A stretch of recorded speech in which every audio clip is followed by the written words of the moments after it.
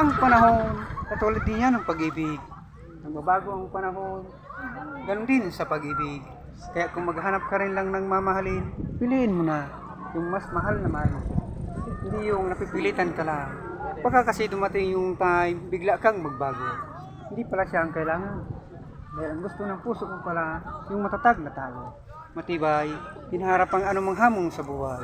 Marunong maglaan ng oras para sa ikitibay ng inyong relasyon. Sa panahon kayo, para tumibay ang pundasyon na tinatag ng dalawa. Yan ang kailangan.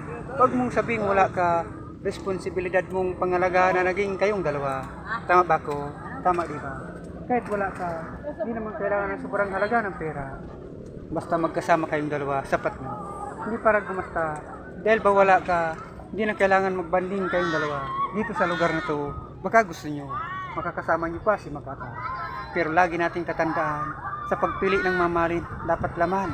Laman ang puso mo't isipan. Mahal mong tunay. Piliin mo yung taong hindi nagbabago, hindi katulad ng panahon. Yung taong marunong magsakripisyo, mag-alay ng dangal, at handang magbis ng buhay.